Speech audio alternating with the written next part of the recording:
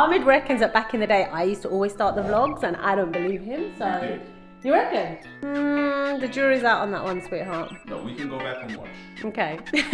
We're in winter at the moment in Canberra. So we're going to be getting the garden ready and the house ready. Not the house, mainly the garden ready for spring. Last week we were all sick. Well, Junaid wasn't. I don't know what is... This guy's just... He just doesn't get sick. Like, even when we all had that virus that came around a few years ago, he didn't get it. Everybody in the house got it. He didn't get it. I had the flu. He didn't get it. Me and Ahmed have had a cold or flu this week. Junaid didn't get it. Like, he's just built different. Yesterday was the first day that I've actually left the house, and when I say left the house, that means I went into the garden. So today's the second day. So my body's feeling it a little bit, because you know, like when you haven't really been doing much and then you kind of do 5 hours of straight gardening and lifting pallets and lifting furniture and harvesting crops and stuff like that. It's a lot, so I'm feeling it a little bit today, but I'm excited to get back out there. The sun is shining, probably about 10 degrees in Canberra today, so it's not too bad. Ahmed's got my little cushion out down there, as you can see. I'm gonna spend some time out in the garden doing work. Because my cats are complete savages, we have to put the key on the outside and then basically lock ourselves out, because the cats are indoor cats, but they're able to open the door. So we kind of have to, yeah, just lock ourselves out. Come along with me and just see what I get up to. But first, tea. So I'm going to start you off just down the bottom of the garden. They have like a garden sale every year to fundraiser, and I bought it. It was really small and it's definitely thriving. This is the fence that leads to our outside gardens, like our, we call it the green garden because it's the part that has the grass. This bush I bought from Maryland. These ones are here. When we bought the place, they were tiny, they were so small, and they have just massively grown. Our garden is really long and a bit of a weird shape, so we've kind of tried to zone it a little bit. Behind me are the rubbish bins, which you don't want to see. However, in front of me is what we call the fire pit area. So we've got a couple of jasmines over there and these little seats, and we sit around the fire pit and do some s'mores and just chill out. This is one of my favourite areas of the garden, I think, and probably one of the areas that we do use the most. Obviously, we're not using it now, and we cover it with I made a little makeshift table, got the little piece of wood from Bunnings, and then just stained it to make it a little bit weatherproof, but it's had a bit of a battering, so I'm probably gonna stain that again today and look after that. I have stained the top of the fire pit, so I think that just looks a little bit tidier. Added some daffodils just because why not, they're so cute. And then over this side we have the flower stand that Ahmed bought, the plant stand. He bought that for me for my birthday, I think, this year. Just got a few plants and fake little birdhouse going on over there. Like I said, it is winter, so everything is stripped back, but in the summer, spring and summer, these are just overflowing. In the other seasons it's definitely a lot more vibrant. This is my rose bushes. We had flowers on there up until maybe a month ago. Beautiful pink roses, and a plant stand that Ahmed bought for another birthday, and I love it. This sunflower was doing so well. I don't know, she was planted somewhere else and I think it was waterlogged, so I think she just gave up on life, to be honest. We've got some chocolate mint up there and we use that in hot drinks. This is, I think it's lemon balm. Yeah, it smells lovely. And then this one I did a bit of, what do they call it, lasagna planting. So I put all the bulbs in here and a random sunflower seed somehow managed to get in there. Over here we have a little barbecue area, and it's right next to the fire pit. Just got that covered up because it is winter and it's cold. I put those in because we've got this bloody wood chip that was in the garden, the whole frigging garden when we bought the place. Like, I hate it. The plan was always to replace it. Like over here we've got the stones, which I just think are so much more tidier.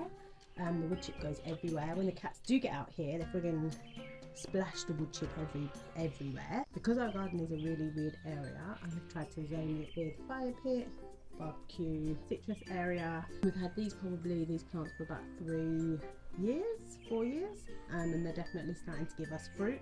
That one at the back, the orange one, has given us fruit for a while, but this lemon one will give us like one per season.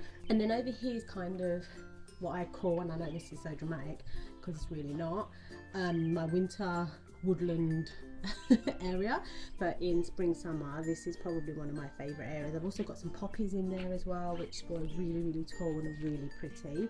These ones just feature throughout because they were here when we moved in. They give good volume, they don't grow too big too fast. I think I've trimmed them once since we've been here in 4 or 5 years. I don't know what she's called, but she has some really pretty pink flowers in the spring summertime, but she's kind of grown on the wonk because up until yesterday there was a whole array of bushes back there.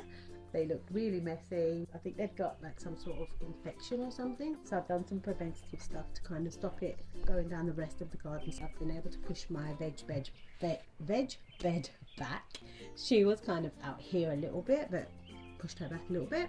I've stained here, ran out of stains, I haven't done that side, but I need to do that. Got my wishing well, I started staining that yesterday. I'm going to continue doing that today. I wasn't sure on the colour, so I just did the roof until I'm happy with the colour, but yeah, now it's settled, I really like it, so I'm going to finish that up today. So my favourite thing that I've done today is most definitely updated the wishing well. This plant is called Harold. When I first got Harold from Merrymead and all of his leaves were falling out, and the woman said to me, oh, that's what happens with plants, especially bushes, when you move them, it's like us, we get grey hairs, but you don't worry, it will grow back. So I always just thought he's an old man called Harold. And again, I think it helps with like bordering and partitioning sections off, because it's almost like the natural cut off before we go kind of into that part of the garden. But that's kind of what it looks like from this angle all the way down to the fire pit. And one thing I actually haven't shown you yet is my little veg bed / allotment, which is so cool. I really like it. I've got some broccolini growing, you can see there. We had some lettuce, did really well. We cut all of that and ate that, and now it's starting to come again. I think it's called cut and come again. This one had a big cauliflower, and I gave these guys a little bit of a trim yesterday. You can actually see, oh you can, hold on, let me see if you can see it. I can see it. Oh wow. You guys can see there are actually carrots coming through, which is so exciting. So obviously we're going to leave them until they're ready to harvest, but I gave the leaves, some of the leaves were going a little bit yellow, so I just gave them a little bit of a cut back yesterday. But yeah, these are, and they look really big as well. Wow, okay. Oh wow, there's loads on this side as well. Look, can you see? So yeah, I'm super excited. I think that's going to give us a good little crop. And this year, don't watch my tiles. I'm going to try and stain them again today and see if they a little bit nicer. Hydrangea, which always gets cut back this time of year. It's really funny, every year Ahmed's like, oh, your plant died, babe. It just makes my heart smile because it's the same thing every year. This is my lemon tree. Actually, I don't know if she's a lemon or a lime tree. I purchased her this year and she's been taken out of the ground. This is a monstrosity. I've been playing with covering it. I don't know how though, because all the covers that I've seen are really low. So like there's one in IKEA, but it stops here. So what's the point? I want something that goes all the way up there, but then I don't want it to be freestanding because the wind will blow it over. Like it's just a lot. Over here we've got an egg chair, one of our egg chairs.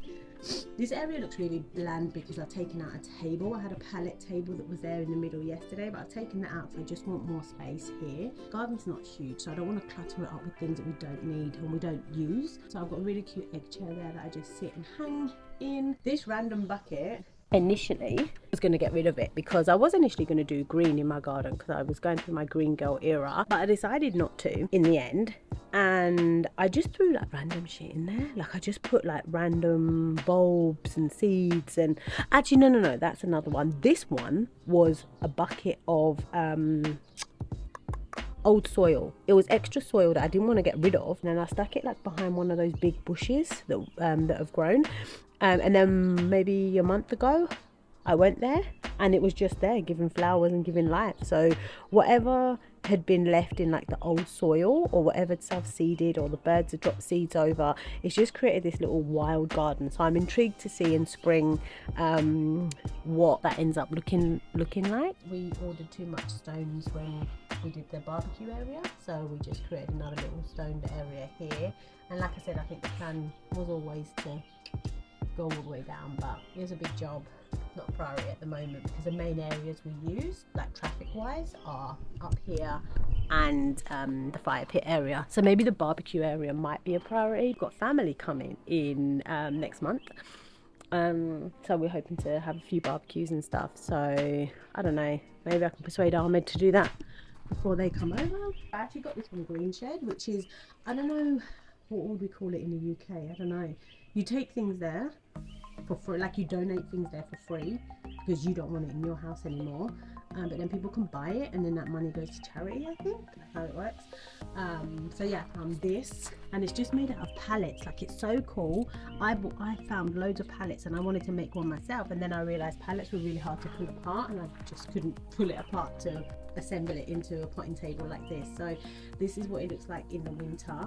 In the summertime, again, 1 2 3 4 5 hydrangeas, and then I got 2 down there, so that's 7 in pots. They will go here in the middle on the floor, and then I've got an umbrella that just goes up. So this whole area almost feels like it's under cover because the umbrella is big, and then it shades the hydrangeas that are so dramatic and just can't deal with sunshine. So at the moment it looks bare because the hydrangeas are just in their winter position, because they just don't look pretty in the middle, it just sticks. This area gets like the morning sun, and then towards the end of the day I kind of tend to end up down at the barbecue area or the fire pit area, and then if I'm still sitting out past 6 o'clock I just go into the green garden because that gets sun until sunset. If you've stuck around to this point, thank you for watching, and if you've enjoyed hanging out with the Jalloh family, be sure to give this video a thumbs up. Don't forget to subscribe, then hit the notification bell so you don't miss any of our future adventures, and we'll see you on the next one.